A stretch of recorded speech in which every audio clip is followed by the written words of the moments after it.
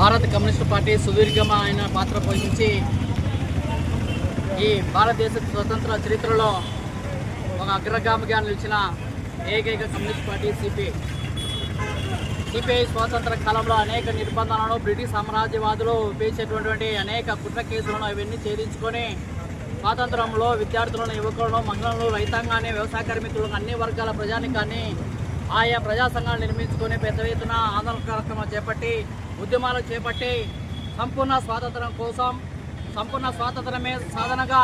లక్ష్యంగా పనిచేసినటువంటి స్వాతంత్రం కోసం ఎడతెగని పోరాటాలు నిర్వహించినటువంటి భారత కమ్యూనిస్ట్ పార్టీ ఈ దేశంలో ఏదైనా ఉంది అంటే అది కమ్యూనిస్ట్ పార్టీ మాత్రమే. సంపూర్ణ స్వాతంత్రం కావాలని చెప్పి నిర్ణయించి పోరాట స్వాతంత్రం సాధించిన పార్టీ కమ్యూనిస్ట్ పార్టీ.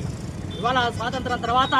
సమసమాజ స్థాపన కోసము, అదేవిధంగా పేద మధ్యతరగతి వర్గాలకు అన్ని రకాల సౌకర్యాలు కల్పించాలని చెప్పి, అదేవిధంగా ఉన్నవారు మరింతగా ఉన్నవంతంగా కాకుండా లేనివాడు మరింత లేనివంతంగా కాకుండా ఇవాళ అందరూ సమానంగా ఆర్థిక, రాజకీయ, సామాజిక అంశాలలో ఇవాళ సమానంగా ఉండాలని చెప్పి పోరాటం చేస్తున్న పరిస్థితి. ఇవాళ కూడు, గుడ్డ, నీటి,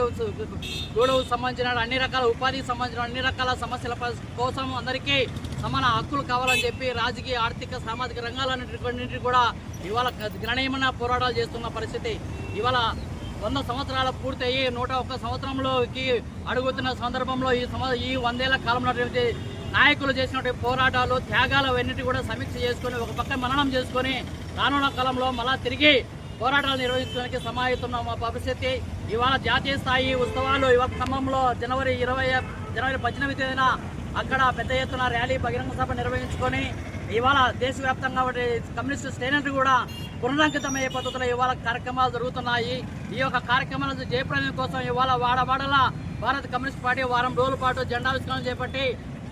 కమ్యూనిస్టు శ్రేణులను సమాయత్తం చేస్తూ రానున్న పోరాటాల్లో ఈ కేంద్రంలో ఉన్నటువంటి నరేంద్ర మోడీ ప్రభుత్వం, ఇక్కడ రాష్ట్రంలో ఉన్నటువంటి కూటమి ప్రభుత్వం అనుసరిస్తున్న ప్రజా వ్యతిరేక విధానాలపైన, ఇదే విధంగా ఈ మత విద్వేషాలపైన, కార్పొరేట్ అనుకూల ప్రజా వ్యతిరేక నినాదాలు ఏదైతే చేస్తారో వాటి అన్నింటిపైన ఈ రాష్ట్రంలో రాష్ట్ర విభజన హామీలు ఏదైతే ఉన్నాయో, కడప నగర సమగ్రాభివృద్ధి, కడప ఉక్కు ఫ్యాక్టరీకి సంబంధించిన దాంట్లో రానున్న కాలంలో పెద్ద ఎత్తున పోరాటాలు నిర్వహించడానికి భారత కమ్యూనిస్ట్ పార్టీ సమాయత్తం అవుతోంది. ఈ ఉద్యమంలో కమ్యూనిస్ట్ పార్టీ శ్రేణులతో పాటు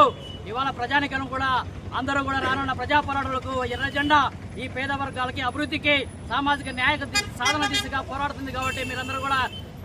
ప్రజలందరూ కూడా కమ్యూనిస్ట్ పార్టీ మద్దతుగా ఉండి రానున్న కాలంలో ఇవాళ సమసమాజ నిర్మాణానికి మీరందరూ కూడా పోరాటాలకు సమాయత్తం కావాలని ఈ సందర్భంగా తెలియజేస్తున్నాం.